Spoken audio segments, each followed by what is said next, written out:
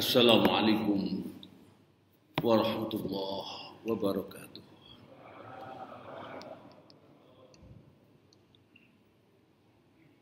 Alhamdulillahi rabbil alamin.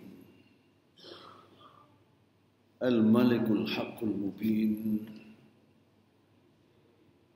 Wal 'aqibatu lil muttaqin. Wa la 'udwana illa 'alal zalimin. Asyhadu an la ilaha illallah wahdahu la syarika lah. Wa asyhadu anna nabiyyana wa rasulana habibana wa maulana Muhammadan an-nabiyur rasulul amin wal mabuhudan wa rahmatan lil alamin.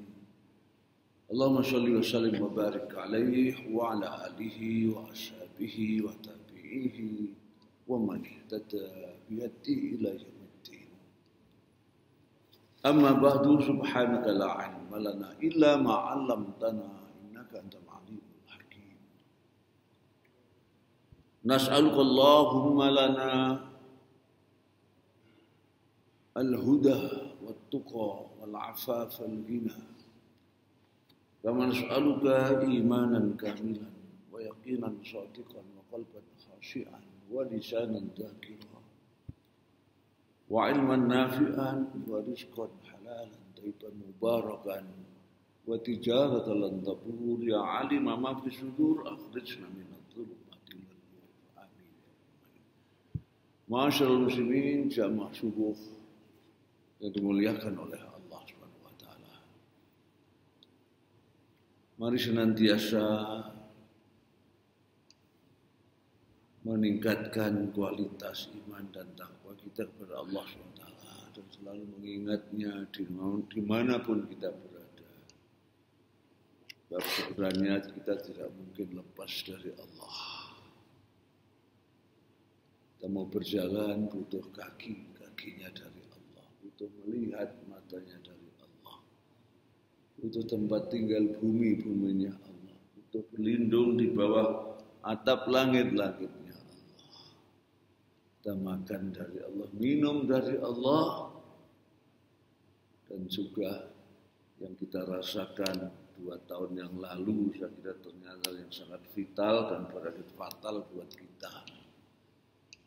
Oksigen yang kita hirup tiap hari itu ternyata kalau dihitung dalam sebulan nilainya rata-rata 5,5 miliar. Dan kita tidak pernah mendapat rekening untuk itu. Terlambat itu 5 menit kita tamat riwayat. Nah, kalau para pahlawan kita membangun negara kita ini atas dasar ketuhanan yang Maha Esa, itu seharusnya umat ini tidak pernah lupa Allah. Sebab lupa Allah ternyata sumber dari segala bencana di bumi ini. Sementara ingat Allah adalah yang paling akbar, wala dzikrullahi akbar.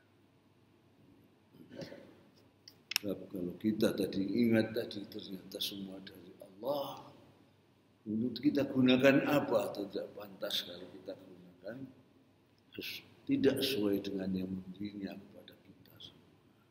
Dan dia pun melihat kita terus, Maha melihat, Maha mendengar, Maha mengetahui dan lain sebagainya. Semoga kita senantiasa menjadi hamba-Nya, selalu kepadanya. Dan dengan begitu kita tidak akan pernah lupa diri dan pernah lupa daratan. Sehingga yang namanya manusia, makhluk yang termulia mampu kita pertahankan. Masyaallah, Al-Quran menyebut secara global tipologi manusia di bumi ini ada 3. Satu, ada yang beriman dan bertakwa. Semua kita termasuk itu. Dan kriteria pertama dan utamanya ada yang beriman kepada yang gaib. Yang maknanya berarti tidak boleh wawasannya mandek di dunia nyata, dunia indrawi, dunia empirik ini. Di balik dunia yang nyata ini ada dunia lain yang lebih dahsyat. Apapun yang kita lihat itu dan mendahulukan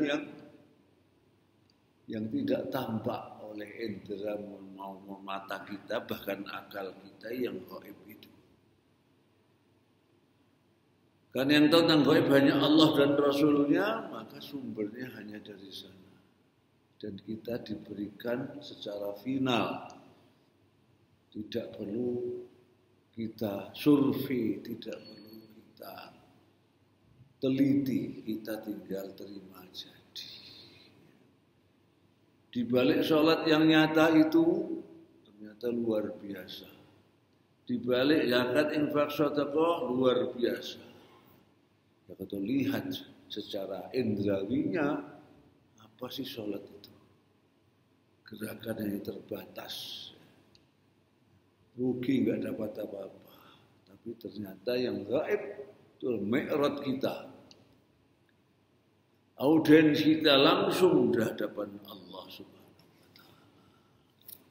Antar sholat bisa menghapuskan dosa-dosa kita, antar Jumat menghapuskan dosa-dosa kita.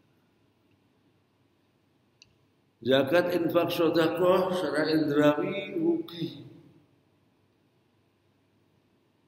Carinya susah, dapat nggak cukup, kok suruh berikan orang.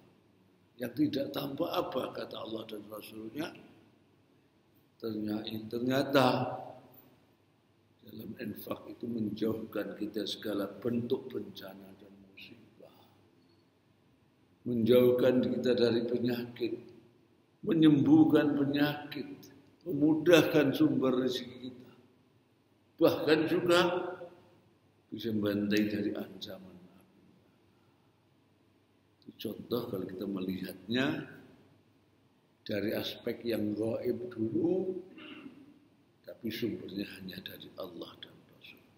Itu yang beriman dan bertakwa. Yang kedua adalah orang yang kafir. Yang kafir ini yang tidak percaya akan itu. Yang dia percaya yang nyata ini saja. Lawan dari iman dan takwa tadi. Yang ketiga yang ambil jalan tengah maunya tetapi untuk menipu, yaitu munafik. Maunya membuat terobosan antara keduanya, tetapi ternyata menjadi manusia yang paling jahat di muka bumi. Kemudian ternyata sekian banyak manusia oleh Allah ditampilkan dalam bentuk yang unik-unik. Dari yang kafir, munafik, ada yang digambarkan dengan istilah manusia anjing. Manusia perilakunya seperti anjing saja. Ada juga, itu bisa ada dalam surat Al-A'raf ya, 175. Ada manusia yang berlaku seperti keledai. Keledai. Dia bawa beban, nggak tahu apa yang dibawanya. Manfaatnya apa. Yang ada dalam surat Al-Jum'ah misalnya. Ayat 5. Ada juga yang digambarkan seperti manusia kera dan babi. Gambaran Yahudi Bani Israel yang durhaka kepada Allah, yang mendustai Allah, yang merubah-rubah kalimat Allah. Di antara sekian banyak itu ada yang paling unik, dan ini saya kira yang perlu kita bahas saat ini. Sangat unik, lahir yatim piatu, tidak kaya, kata Allah wajadaka a'ilan fa'agna. Kamu lahir, kami jumpai kau dalam keadaan miskin, tidak punya jabatan, tidak punya pangkat,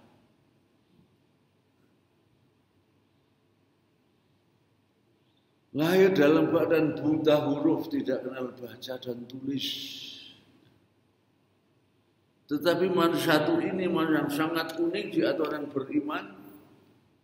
Dan di antara keunikan misalnya, justru orang inilah satu-satunya nabi dan rasul yang diutus kepada seluruh umat manusia. Jangankan saat itu, saat ini saja kayaknya tidak masuk akal kita. Satu orang. Apalagi berasal dari anak yang yatim piatu, tidak kenal baca dan tulis. Diutus untuk seluruh umat manusia yang saat itu transportasi Mekah Madinah perlu waktu 2 minggu. Mekah Baitul Maqdis perlu 1 bulan berangkat, 1 bulan pulang. Teknologi informasi belum ada yang ngomong langsung. Tidak masuk akal. Tetapi anehnya ternyata kemajuan teknologi dua-duanya justru membuktikan sesuatu yang mendahului zamannya itu. Untuk seluruh umat manusia di segala penjuru bumi. Dan hari ini ternyata itulah kemajuan teknologi informasi maupun transportasi membuktikan ternyata benar-benar terjadi itu. Tentu kita tahu yaitu Nabi kita Nabi Muhammad SAW yang hari-hari ini atau bulan-bulan kita sedang memperingati hari kelahiran beliau pada tanggal 12 Rabiul Awal tahun 571 atau sekitar 1400 tahun yang lalu. Dia juga merupakan satu-satunya nabi yang kata Allah, "Wa ma arsalnaka illa rahmatan lil alamin." Diutusnya Muhammad hanya untuk merahmat untuk alam semesta. Allah pun memuji, "Wa innaka la'ala khuluqin azim." Sungguh ada orang yang berakhlak yang sangat agung. Dia pula satu nabi yang harus hadir di hadapan Allah untuk menerima syariat sholat itu tidak di sini. Di Sidratil Muntaha yang tidak ada seorang pun yang pernah mendapat panggilan ke sana, termasuk para malaikat. Kata beliau ketika sampai Sidratil Muntaha itu belum mempersiapkan Jibril. Silakan Jibril, Anda yang maju. Ternyata apa kata Jibril? Idza taqaddamtu ya Muhammad, idza taqaddamtu ana ya ihtaraqtu. Kalau aku yang masuk ya Muhammad, aku akan habis terbakar. Wa idza taqaddamta anta, kalau kau yang maju, ihtaraqta pakai kha. Hanya engkau yang bisa menembus itu. Dan di sanalah mendapatkan syariat yang ternyata tadi yang tujuannya adalah yang paling akbar. Hakimis sholata li dzikri, tegakkan sholat itu hanya untuk mengingat. Kemudian dilanjutkan sholatan dari faksa Allah mungkar, sholat yang hanya untuk ingat pasti akan mencegah dari perbuatan jahat, perbuatan mungkar. Dan itulah wala dzikrullahi akbar. Dan khusus untuk sholat ini tidak hanya kualitas yang dipentingkan, padahal yang lain kualitas. Takwa ya yang paling takwa, sholat ya paling khusyuk,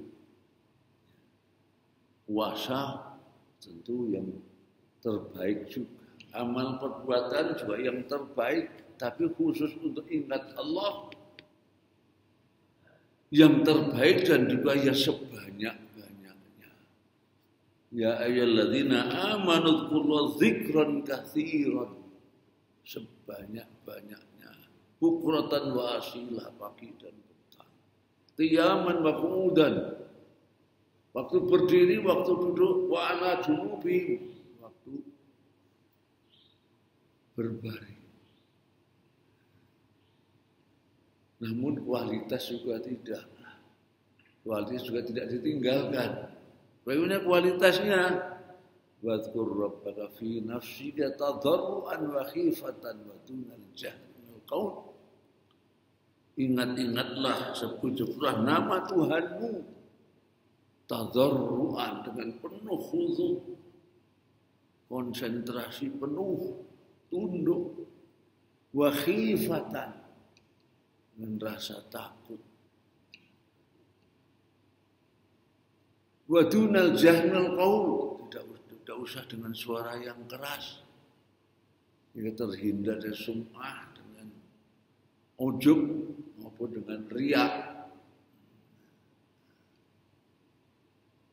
Bukratan wa asyir, pagi dan petang.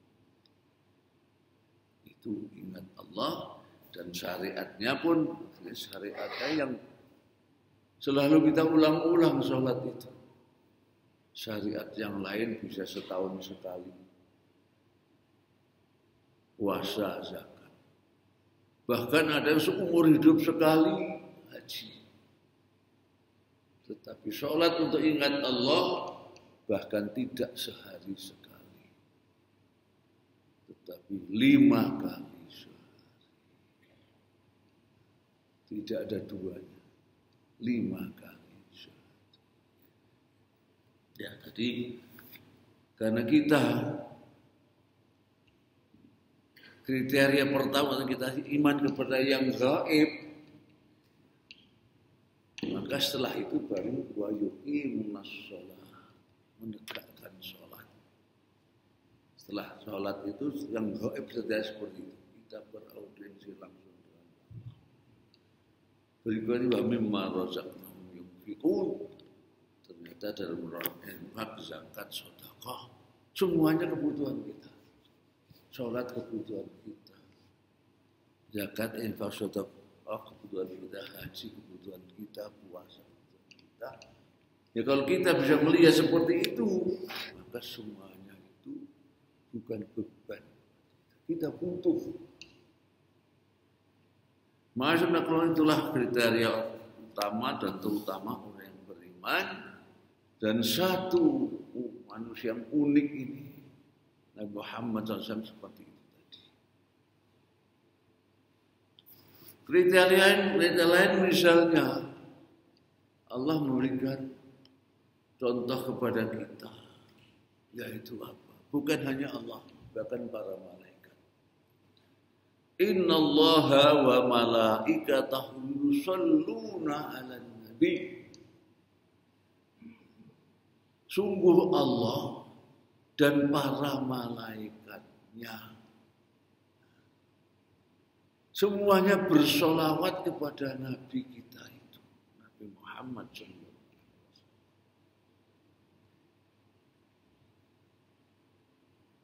Solawatnya Allah itu maknanya apa?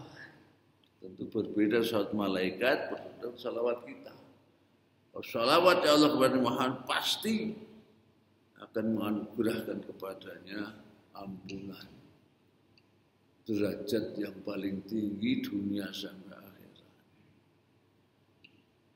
Untuk salawatnya malaikat, kata para ulama dan hadis Rasulullah sendiri, yaitu selalu mohonkan ampunan kepada Allah dan memohon juga dijadikan orang yang paling mulia.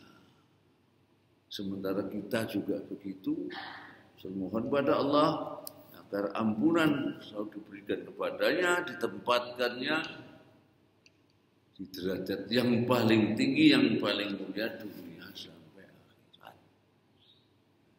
Maka setelah Allah sendiri dan para malaikatnya bersolawat, kita dipun perintahkan, ya ayyuhalladzina amanu sallu alaihi wasallim taslim. Hei orang-orang beriman.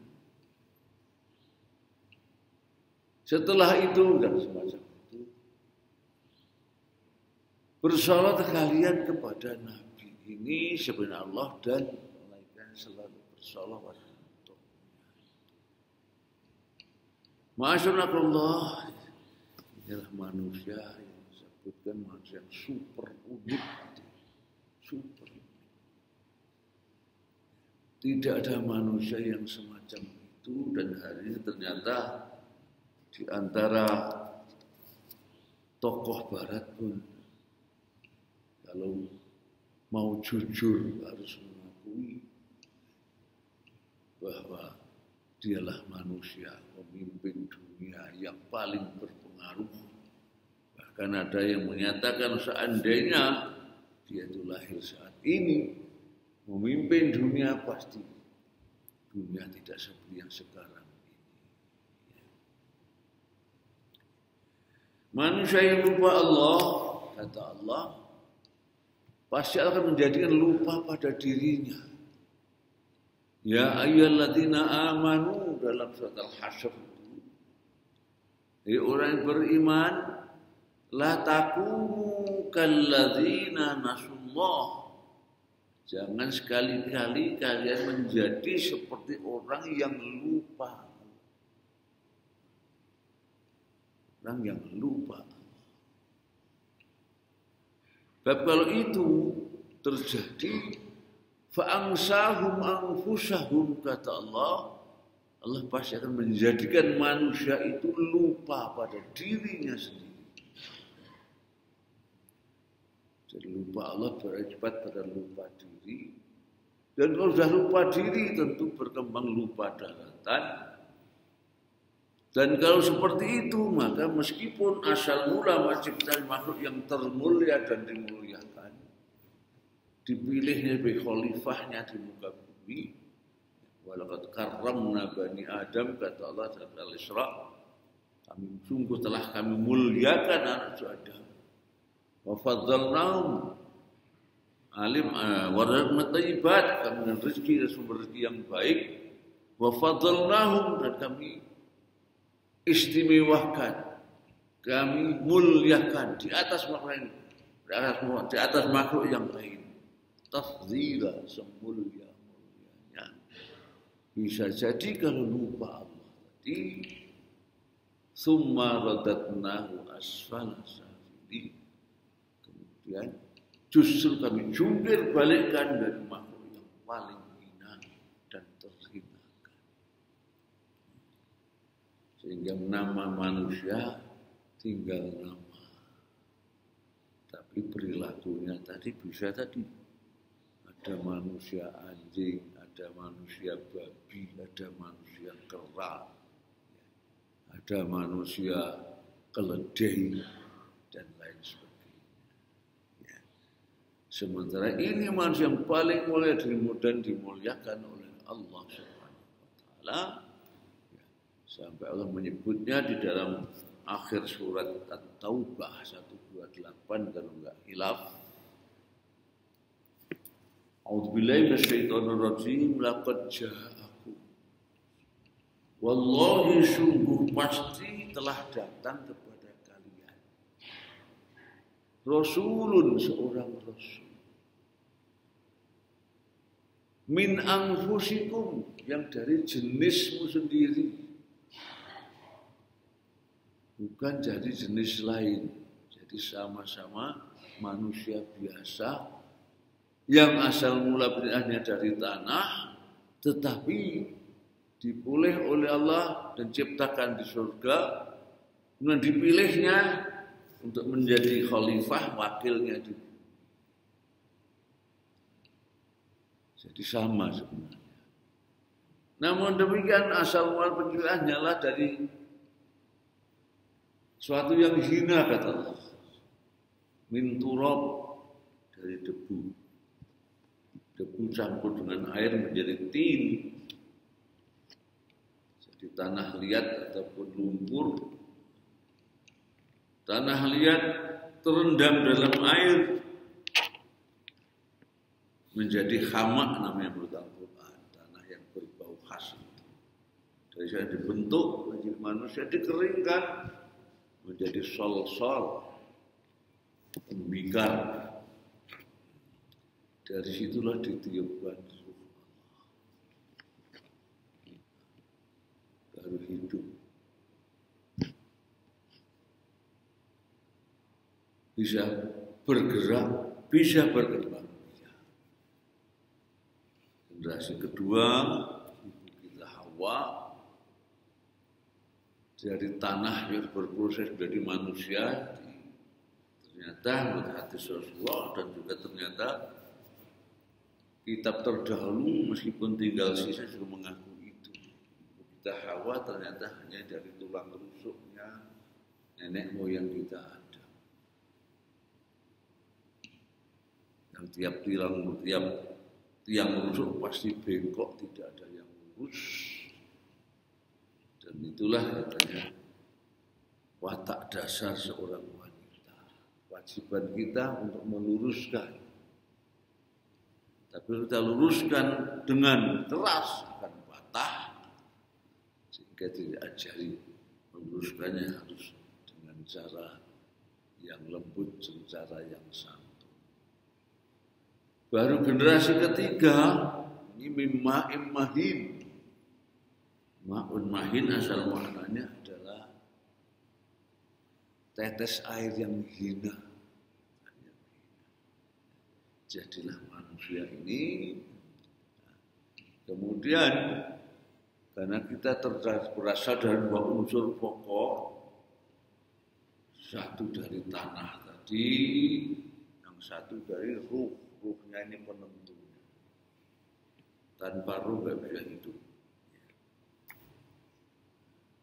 Kemudian dia diajari bahwa jasad kita itu butuh makan dan minum. Karena dia berasal dari tanah, maka ternyata makan minum jasad kita itu dari produknya tanah. Sayuran, biji-bijian, buah-buahan, dan lain sebagainya dari tanah. Dan pasti kita tidak lupa. Dan untuk yang itu tuntunan Allah, supaya kita tetap ingat Allah dan sekali di jalannya Allah tadi, ditentukan halalan thayyiban, harus bersumber dari yang halal. Halal caranya, cara zatnya, halal cara mendapatkannya. Halalan thayyiban. Di samping halal, dan karena tiap halal pasti thayyib. Thayyib itu tentu yang baik, yang bergizi, yang bervitamin, yang berkualitas dan lain sebagainya. Namun demikian ada pembatasan juga, ada takarannya. Karena semua ciptaan memang ditakar, ditimbang, diukur. Bahwa al-mizan, ada timbangannya. Inna khalaqnahu biqadar. Semua ciptakan semuanya ada kadar. Maka makanan dan minuman fisik kita itu kulu wasrobu wala tusrifu, jangan berlebihan dalam batas timbangan yang proporsional. Seringkali kita berlebihan dalam hal ini, sehingga akhirnya kita pun merasakan akibatnya. Yang kedua sering kita lupakan, ruh kita itu juga butuh makan dan minum. Ruh kita itu butuh nutrisi juga. Dan nutrisinya roh kita itu bukan produknya tanah, karena dia bukan asalnya bukan tanah. Ruh kita itu wa nafakhna fi min ruhina. Sengaja kami tiupkan kepada sol-sol tadi dari ruh. ada yang menyimpulkan dari sini baik kalangan para ahli tasawuf itu manusia itu terdiri dari dua unsur, ada unsur nasut, unsur manusianya, unsur makhluk yang dari tanah tadi, dan unsur lahud. Lahud itu yang dari ketuhanan, memang kadang-kadang berlebihan. Karena ruhnya tadi dia penuh. Jadi ada unsur manusianya, ada unsur ketuhanannya, namun seperti itu. Namun kayaknya agak berlebihan. Ya. Namun demikian, kita diingatkan dan sering lupa yang itu. Apa nutrisi ruh kita itu? Dan bagaimana takarannya? Apakah juga sama dengan nutrisi untuk jasad kita? Ternyata sangat berbeda. Yaitu nutrisi untuk ruh kita itu ternyata ruh juga yang datangnya dari Allah. Ruh yang datangnya dari Allah sendiri. Kata Allah dalam surat 42 ayat 52 surat Asy-Syura, wa kadzalika auhayna ilaika ruham min amrina. Dan seperti itulah ya Muhammad, kami turunkan kepadamu ruh atas perintah kami. Jadi yang diturunkan kepada Nabi Muhammad itu adalah ruh. Itu benar atas perintah Allah Subhanahu wa Ta'ala. Padahal yang diturunkan itu adalah yang kita kaji, yaitu apa? Al-Quran Karim. Ruh. Sehingga ternyata makanan ruh kita itu adalah ruh wahyu. Ruh wahyu. Bukan produknya tanah. Dan ruh wahyu itu yang memberikan kehidupan. Jadi ternyata hidup ini ada dua tingkatan. Kehidupan fisik, ini dengan produknya tanah tadi. Kemudian hidupnya ruh, itu dengan nutrisi yang namanya wahyu. Wahyu Al-Quran ini. Kata Allah dalam ayat yang selain tadi itu, 52 surat 42, Ma'ku tatadrimal kitab walal iman. Sebelum ada roh kedua ini, kamu tidak kenal apa itu kitab suci, apa itu iman. Tidak mengenal halal dan haram, tidak mengenal hak dan batil, tidak mengenal surga dan pahala, tidak mengenal dosa dan pahala, dan neraka dan surga. Setelah roh kedua ini turun, barulah kita kenal.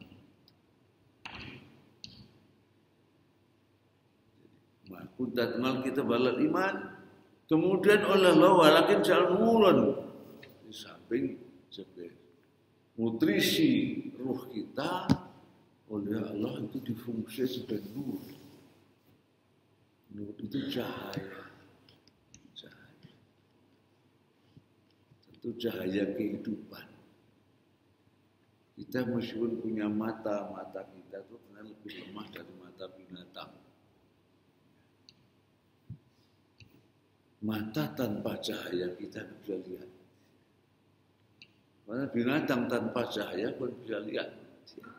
Mata kucing misalnya, mata tikus, mata ular, mata harimau. Dan banyak kita secara fisik kalah dengan binatang. Maka kelebihan kita bukan masalah fisik, masalah ruh yang bukan kita. Kita kenal dengan tadi baik buruk hak dan batil, pahala dan dosa, neraka dan surga. Kemudian dijadikan cahaya yang akan menerangi kehidupan kita, ya kita bisa berjalan dengan selamat. Karena semuanya tampak. Oh ini hak, oh ini batil, ini dosa, ini pahala, ini celaka, ini bahagia. Nur. Sehingga kita berjalan dengan cahaya ruh dari Allah itu. Di samping itu kata Allah di dalam surat Al-Anfal, ya ayyuhalladzina amanu stajibu lillahi wa rasul. Hei orang yang beriman, seruan kepada kita, sambutlah seruan Allah dan Rasul melalui ruh kedua ini tadi. Melalui ruh kedua ini. Lima yuhyikum, karena ruh kedua inilah yang memberikan kehidupan. Ini sudah hidup yang dipanggil Rasulullah, orang hidup secara fisik, orang beriman hidup tentunya, karena mati nggak mungkin dipanggil. Sambutlah seruan Allah dan Rasul. Kalau mereka menyerumu itu berarti dia akan memberikan kehidupan.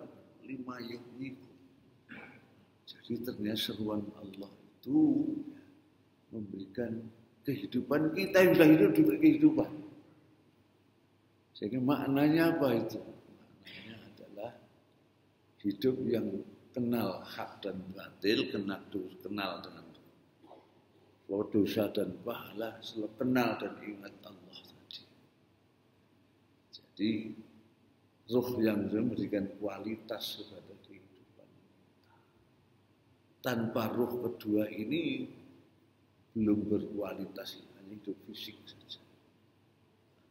Maka menyambut seruan Allah apapun bentuknya, menyambut seruan Rasul apapun bentuknya, perintah, larangan, kisah dan sebagainya, itu memberikan kualitas pada hidup kita. Yang terakhir para bangsa masyarakat berbahagia. Kalau tadi nutrisi untuk jasad kita ada takarannya, ada timbangannya, ada ukurannya. Apakah untuk ruh kita itu juga takaran itu? Ternyata tidak. Sebanyak-banyaknya silahkan. Tidak ada batas. Dan tidak akan merusak. Ruh kita isi dengan ruh wahyu. Sebanyak-banyaknya apapun. Tidak akan merusak. Justru kalau kurang, hanya sedikit, itu yang bisa rusak. Muncullah manusia-manusia yang asalnya sebenarnya sudah beriman, dia berubah. Menjadi manusia yang unik juga bisa berubah menjadi manusia bangkai. Bahkan ada manusia yang memakan bangkai juga ada dalam Al-Quran. Di samping dia nilainya bangkai. Realitanya apa misalnya?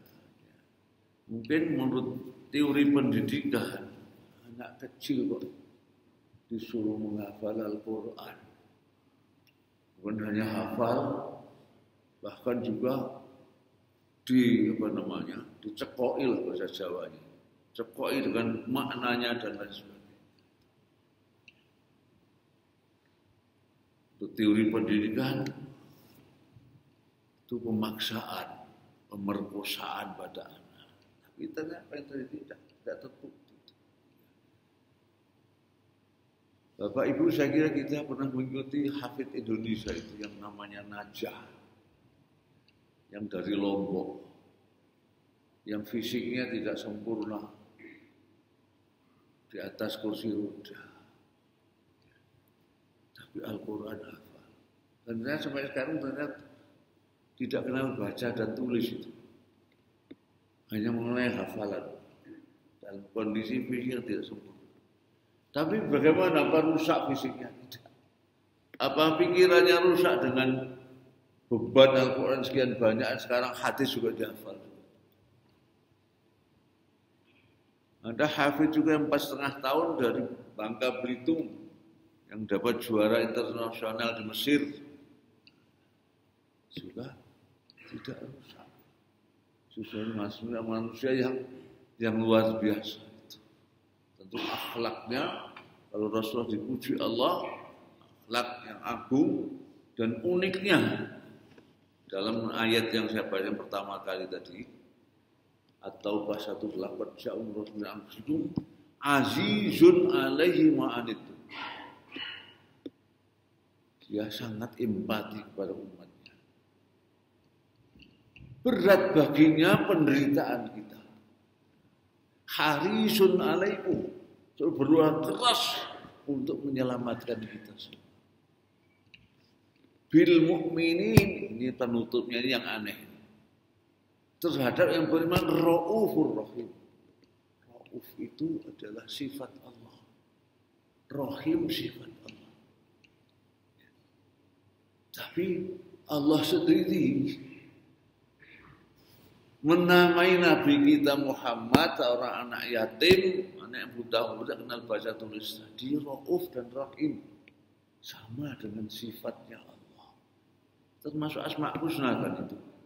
Rauf. Tapi Nabi Muhammad diakui oleh Allah dengan penekan laqad ja. Sungguh pasti dia punya sifat Rauf dan seperti sifatnya Allah yang Rauf dan Rahim.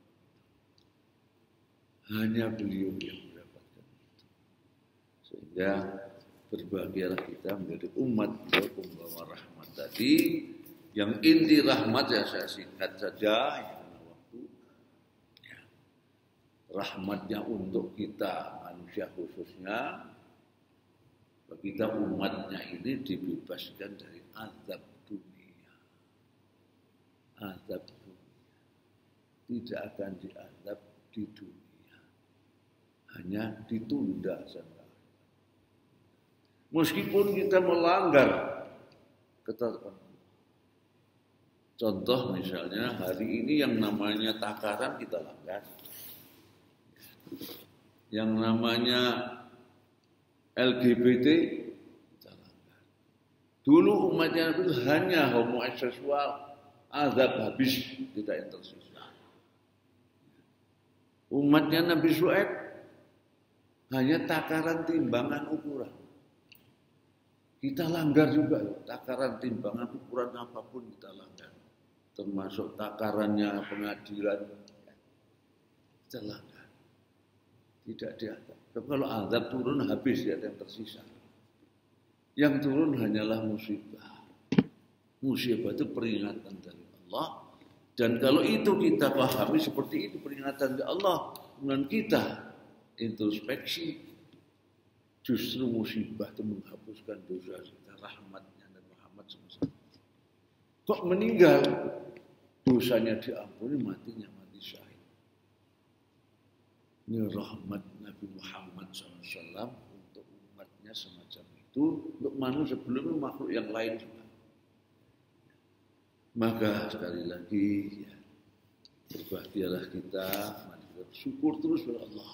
Kita menjadi umatnya Nabi Muhammad SAW, satu-satunya manusia, satunya Nabi yang punya kelebihan yang sangat luar biasa, tidak dimiliki oleh siapapun, bahkan oleh malaikat sekalipun, apalagi para nabi dan manusia yang lain.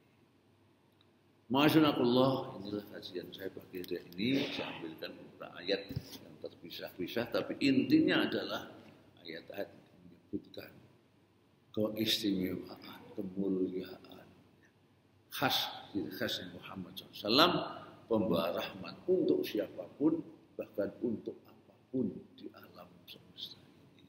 Tentu Allah alam bisawab. Allahumma fa'na bima 'allamtana wa 'allimna ma yanfa'una wa nas'aluka ridhaka wal jannah wa na'udzubika min syahhati wan nar. Allahumma kfina bi halalika wa haramik wa bi ta'atika ma'siyatik wa aghnina ya Allah bi fadlika amman siwak ya wasi'ul maghfirah. Rabbana atina fid dunya hasanah wa fil akhirati hasanah wa qina adzabannar wa adkhilnal jannata ma'al abrar. Ya Aziz ya Ghaffar ya Rabbal Alamin. Subhana rabbil izzati amma yasifun wa salamun mursalin walhamdulillahi wa atas khilafan bil hidayah. Assalamualaikum warahmatullahi wabarakatuh.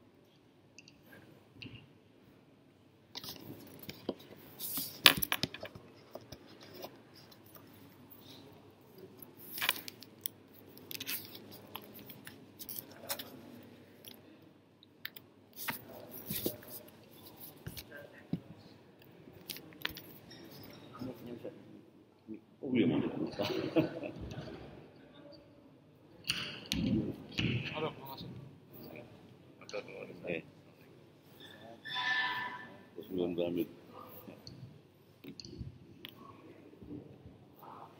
Terus nonton lagi Pak ya? Apa?